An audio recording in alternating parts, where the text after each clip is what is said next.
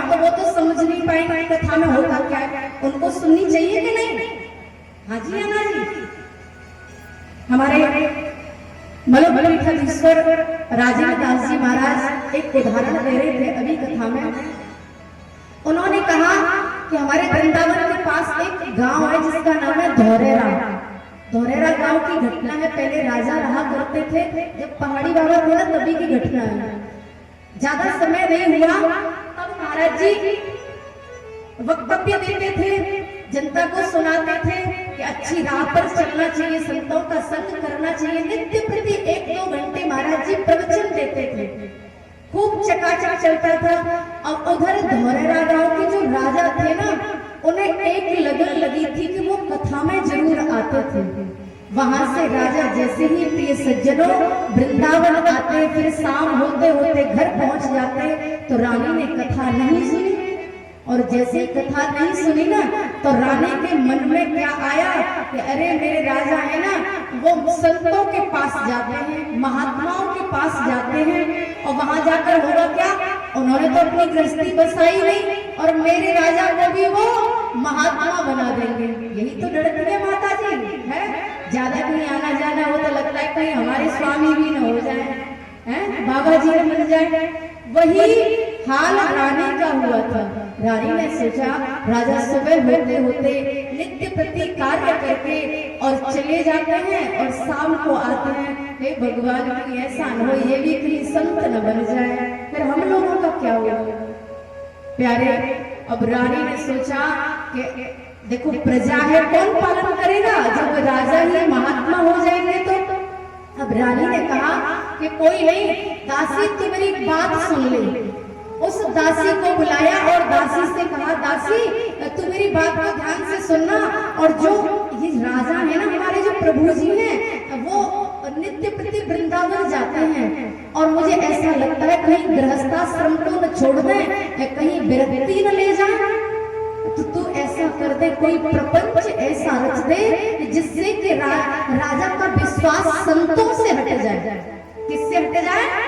संतों से हट जाए। प्यारे, अब तो दासी ने मना कर दिया, रानी मैं इस कार्य को बिल्कुल नहीं कर सकती, और अच्छी बात है जहाँ सत्संग मिलता हो, विवेक की प्राप्ति होगी तो राज्य भी अच्छा चलेगा, लेकिन बिल्कुल भी यहाँ राजा माने नहीं, और रानी भी हट पकड़ गई। और रानी ने दासी से कहा कि तुझे मैं असरफी दूंगी और तू चले जा, बस इस कार्य को कर दे।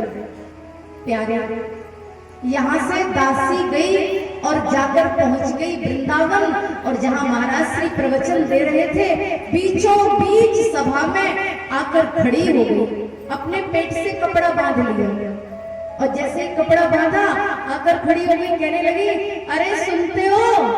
अब संत भगवान देखने लगे प्रवचन करते करते कोई माता जी आई है, तो उन्होंने कहा हाँ देवी कहिए।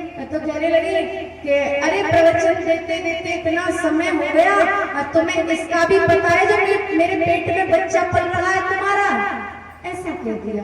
अब आप बताओ, कोई विरक्त हो और ऐसे कोई कह दे, तो जो अधकचरे लोग बैठे होते हैं ना कम बुद्धि वाले, तो वो काना फंसी करने लगे, अरे बड़े संत बने फिरते हैं, बड़े विरक्त बने फिरते हैं, इनके देखो ये कैसे कारनामे हैं, ऐसा कहा। तो संत भगवान ने कहा, कोई नहीं देवी आप बैठिए, जब कथा विराम लेगी मैं आपकी सारी समस्याओं को सुनूंगा, आप बैठ जाइए। वहीं पर वहां के महंत जो थे ना तब वो खड़े हो गए, उन्होंने कहा, हे भगवान ऐसा कैसे हो सकता है, एक संत पर इतना बड़ा कलंक लगाए दे रही है, कोई स्त्री आई है और ऐसे शब्द बोले जा रही है। उस स्त्री से कहा कि तू यहाँ से खड़ी हो जा और इधर आ जा। जैसे उस दासी को पीछे बुलाया, इतना लंबा डंडा ले लिया, डंडी ले ली और 2-4 नीचे जमीन में मारी, और आंख दिखा के कहा, सही सही बताना कि ये क्या मामला है, क्या तू सच बोलती है। तो उसने 1-2 बार तो कहा कि हाँ मैं सही कह रही हूँ। तब कहा, तुझे जान से खत्म कर दूंगा अगर तुमने सही नहीं बोला तो। सही बता कि ये सब तू कैसे कह सकती है। अब तो जहाँ मरने का डर होता है ना प्यारे, वहां सच निकल जाता है। उस कहीं मेरी जान से मैं चली न जाऊं तो मैं सच ही बोल दूं।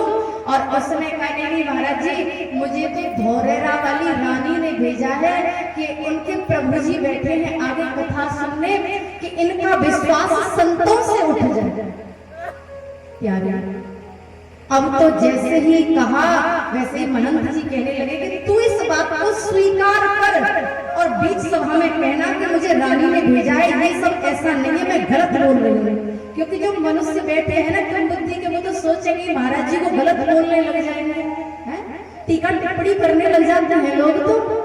तो इसीलिए यहाँ जैसे ही कहा प्रिय सज्जनों, वैसे ही वो दासी सभा में आई और आकर कहने लगी, हे महात्मा जी मुझे क्षमा कर दीजिए, मैं तो नहीं कह रही थी, लेकिन मुझे तो धोरेरा से भेजा है रानी ने, यहाँ उनके प्रभु जी बैठे हैं और वो कह रही थी कि संतों से विश्वास हट जाए, ऐसा कोई प्रपंच कर दे। सही सही कह दिया। अब तो इतनी बात सुनी राजा ने, तो राजा खड़े हो गए, इसे जान से खत्म कर दो ना और रानी को खत्म कर दो ना। तो इसमें संत भगवान ने कहा, राजा इसमें ना तो रानी की गलती है ना उस दासी की गलती है, गलती है तो सिर्फ तेरी गलती है। अगर रानी इस कथा को सुनने आती, सत्संग सुनने आती, तो क्यों समझती कि हम तुम्हें भी महात्मा बना देंगे। यहाँ सिर्फ और सिर्फ विवेक की वृद्धि की जाती है, जिससे समझ में आता है कि अच्छा क्या है बुरा क्या है। हाँ जी या ना जी, यही तो होता है प्यारे।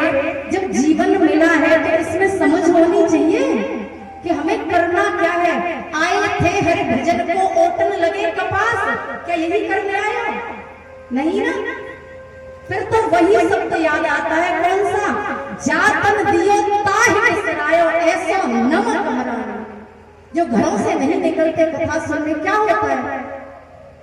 अपने जीवन को ऐसे ही गवा देते जैसे जानवर गवा देते हैं। मनुष्य का कोई अर्थ नहीं रह जाता जब तक बुद्धि नहीं है। तो क्या है प्यारे, यहाँ जैसे ही, इसीलिए उदाहरण इसलिए दिया है प्यारे, अपने घर के जितने भी इंसान हो, जितने भी पुरुष हो, माता हो, सबको लेकर आना चाहिए। न जाने कथा में कौन सी प्रभु ऐसी बात निकलवा दे जो आपका जीवन को धन्य कर दे।